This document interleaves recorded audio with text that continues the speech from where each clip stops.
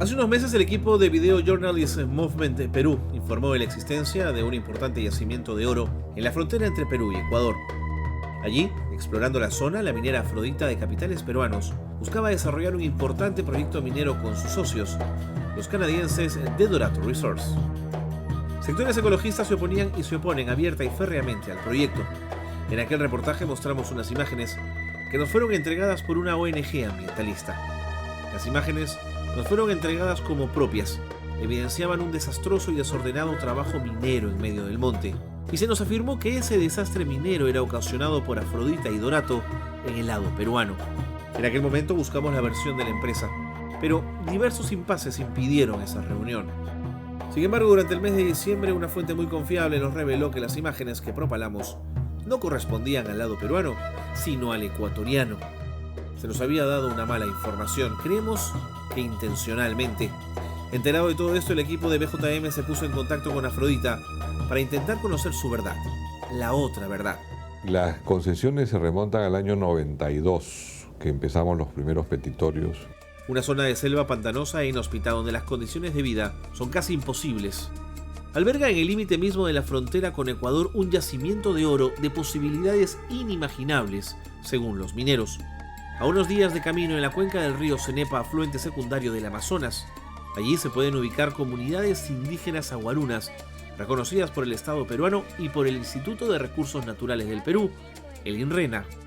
En el año 97 o 98 hay un acta de una reunión de las comunidades con el INRENA en donde se acuerdan entre ellos que se van a respetar las áreas donde Afrodita está operando. Entonces, yo nunca vi de que la actividad nuestra sea ningún tema que sea incompatible. El abogado representante de alguna de estas comunidades, el señor Marco Huaco, planteó severas dudas al trabajo de la minera en la zona, las cuales fueron expuestas en nuestro informe anterior. En esta oportunidad, el gerente general de Minera Afrodita responde a los cuestionamientos. Es una zona altamente húmeda, con bastantes precipitaciones fluviales, lo que significa que un incidente local mínimo de contaminación, que jamás son descartados en la actividad minera, menos cuando este es de socavón, que es lo que se proyecta en la cordillera, puede ocasionar un daño inmediato en diversos puntos de la cordillera y afectar gravemente las cabeceras de cuenca de este lugar ecológico. Bueno, a mí me gustaría ver un poco los títulos que tenga el señor Huaco para aseverar semejante cosa, ¿no? Creo que es antropólogo o abogado, no es ni geólogo, ni ecologista, ni nada por el estilo, pero en fin, que es una zona húmeda, no hay ninguna duda, es una zona húmeda porque trabajamos ahí y tenemos el problema de que la inclemencia del tiempo es permanente. Las consecuencias de que sea esta una zona húmeda para el lado peruano, yo le puedo decir que en el lado peruano, cuando fue el INRENA, pues en su informe no habla de ninguna zona que haya que proteger. Los mineros, por ejemplo, dicen que tienen sus concesiones en una zona en la cual no hay tierras tituladas. Sin embargo, el convenio 169 establece que es territorio indígena toda aquella área geográfica que haya sido de uso y posesión tradicional durante siglos de parte de los pueblos indígenas. No tengo ninguna duda de que a las comunidades les asisten derechos. De hecho, en el último taller que hemos tenido en Santa María, que fue muy concurrido, estamos recogiendo la iniciativa de algunos pobladores en relación a que sean las mismas comunidades quienes nombren a representantes que hagan el monitoreo, y nosotros encantados de la vida. Según lo que estipula el artículo 7.1 de la Constitución Política, en la que se prohíbe que cualquier extranjero tenga propiedades, minas, tierras en zona de frontera, dentro de los 50 kilómetros.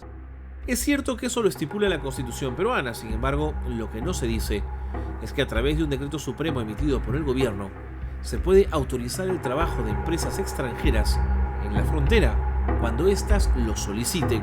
Hemos firmado no solamente con la empresa Dorato, hemos firmado anteriormente con otras empresas extranjeras y estaban sujetos a la misma condición, que era que el gobierno autorice, por medio de un decreto supremo, la inversión de estas empresas en zona de frontera. Hay 22 decretos supremos colgados en la página web del Ministerio de Energía y Minas, en los que en 22 casos distintos el Ministerio aprueba la adquisición de acciones o de concesiones mineras a compañías extranjeras respecto de derechos mineros ubicados dentro de los 50 kilómetros de la frontera. Demuestra que es un tema que es perfectamente legal, no hay ninguna violación de la ley. Finalmente queda pendiente el tema de las imágenes que reprodujimos en nuestro primer informe y que nos fueron entregadas. Creo que la intención del señor Huaco de entregarle imágenes es un poco que linda con lo ilegal. Porque primero no son imágenes que le corresponden a él, son imágenes nuestras, que fueron hechas justamente para alertar al gobierno peruano, y así se hizo por medio de cartas y por medio de la entrega de este video, de la actividad ilegal e informal que está habiendo de parte del Ecuador en la zona limítrofe con nosotros. Y de alguna manera que el señor Huaco lo publicite como que si fuese esa actividad hecha por Afrodita en territorio peruano es bastante arriesgado de parte de él hacer esas aseveraciones. Le adelanto que esas imágenes no le corresponden a él, por un lado, y por otro lado que no corresponden a una actividad que la empresa esté haciendo en territorio peruano. Aunque claro, siempre cabrá una pregunta final. ¿Podrá alguna vez haber un punto de acuerdo entre la legítima práctica de la minería y el imprescindible cuidado del bosque en esta suerte de desencuentro interminable entre ambientalistas e industria extractiva?